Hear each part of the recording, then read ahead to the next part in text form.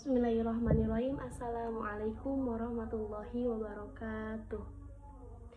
Alhamdulillahirrabbilalamin. Wabihi nasta'in ala umuri dunya waddin. Wassalatu wassalamu ala asrofil anbiya'i wal mursalin wa ala alihi wa sahbihi ajma'in, amma ba'du. Bismillahirrahmanirrahim. Baik, di sini saya izin memperkenalkan diri.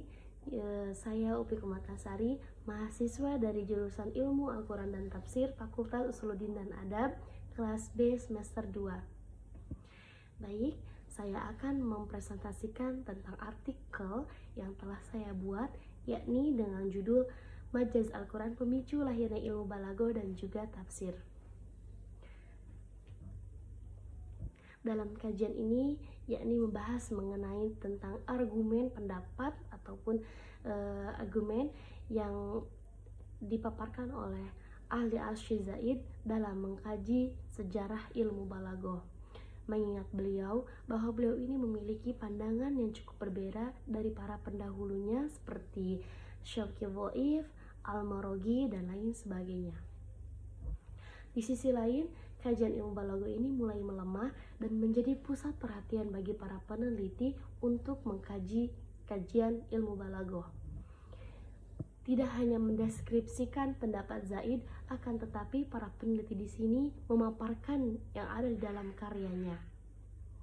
Yang menjadi salah satu hasil telaah dari mereka yang mereka teliti ini, yakni mengenai tentang kajian ilmu balaghah yang ditandai dengan gemarnya para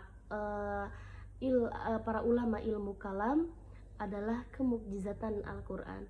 Kemukjizatan Al-Quran yang ditandai, yang menjadi pusat para peneliti untuk mengkajinya, yakni mengenai majaz Al-Quran. Majaz Al-Quran notabene merupakan suatu kajian ilmu balaghah yang sudah stabil dan cenderung stagna di era modern. Kemudian Zaid berpendapat bahwa kemunculan ilmu balaghah ini terbagi menjadi 3 fase. Yang pertama, ada fase kemunculan yang disebut dengan An-Nash'ah, yang ditandai dengan karya Majaz Al-Quran, yakni Abu Abdullah Muammar bin Al-Mathni. Kemudian yang kedua itu tahap penyempurnaan yang disebut dengan At-Takammul, yang ditandai dengan adanya kitab An-Nukat Ijaz Al-Quran karya Ar-Rumani. Kemudian yang ketiga ini yang disebut dengan Al-Istiqrar, yakni fase stabil, yang ditandai dengan adanya seorang ulama besar, yakni Abdul Qahir Al-Jurjani, dengan menulis kitab Dairul Ijaz dan juga Asroru Al-Balaghah. Banyak linguis Arab membagi fase-fase kemunculan sejarah ilmu balaghah. Syekh Dhaif mengatakan bahwa munculnya ilmu balaghah ini pada saat zaman pra-Islam. Adapun Syauqi berpendapat bahwa ilmu balaghah ini muncul ketika Imam Syibawayh masih hidup. Akan tetapi ada pula ahli Asy-Syazaid berpendapat bahwa kemunculan ilmu balaghah ini muncul ketika agama Islam datang, bahkan saat Al-Quran diturunkan. Menurut Zaid, terjadi keselarasan antara kajian ilmu Al-Quran dengan kajian ilmu balaghah di masa Jazirah Arab pada saat Islam datang. Masuk ke dalam pembahasan, yakni membahas tentang ilmu balaghah. Apa itu ilmu balaghah? Ilmu balaghah menurut bahasa ialah menyampaikan ataupun sampai. Kemudian menurut istilah, ilmu balaghah ialah mengindahkan suatu bacaan, mengindahkan suatu huruf ataupun mengindahkan suatu ungkapan. Ilmu balaghah ini merupakan peran penting dalam mengindahkan suatu bacaan Al-Quran ataupun syair Arab. Sebagai contoh, ilmu balaghah ini seperti ini.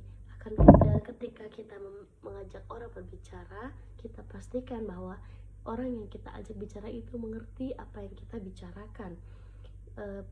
Apapun yang kita sebutkan itu dalam singkat, padat, dan juga jelas, dan juga ringkas. Jadi tidak ada pengulangan kata ataupun lain sebagainya. Di dalam ilmu balaghah terdapat 3 pokok bahasan. Yang pertama ada ilmu bayan, yang kedua ada ilmu ma'ani, dan yang ketiga ada ilmu badi'. Mari kita bahas satu persatu. Yang pertama yakni ilmu bayan. Apa itu ilmu bayan? Ilmu bayan ialah ilmu yang pokok daripada ilmu balaghah.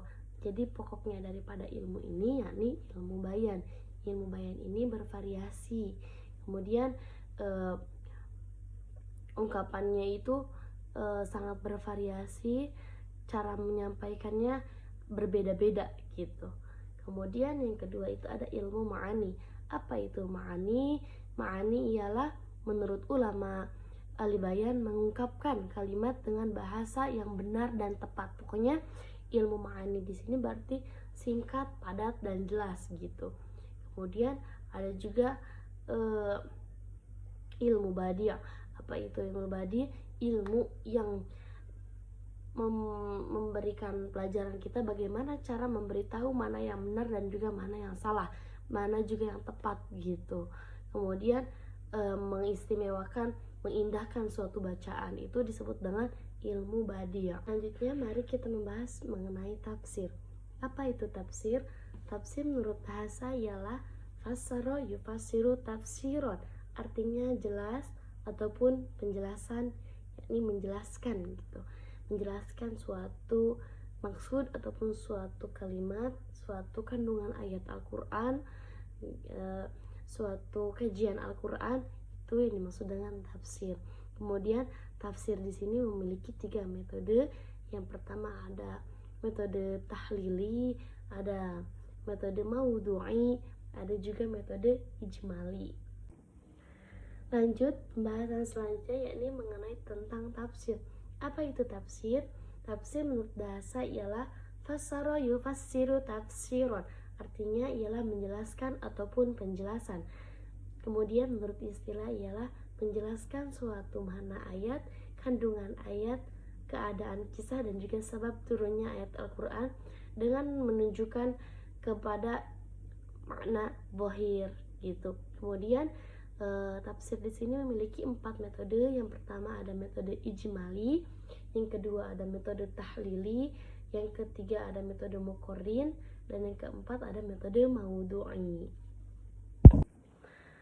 Oke, mari kita lanjut bahas satu persatu. Yang pertama yakni metode ijmali. Apa itu metode ijmali?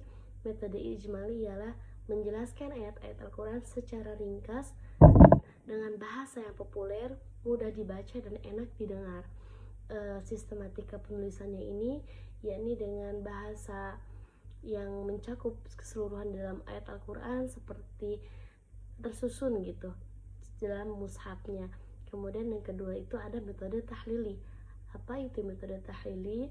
Metode tahlili ialah menjelaskan ayat-ayat Al-Quran dengan berusaha secara teratur, urutan-urutan ayatnya gitu, dari berbagai sisi juga ya dilihatnya.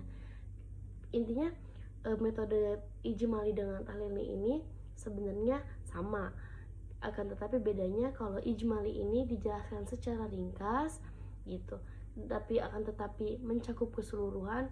Kalau tahlili ini secara terperinci gitu dari berbagai sisi aspeknya gitu.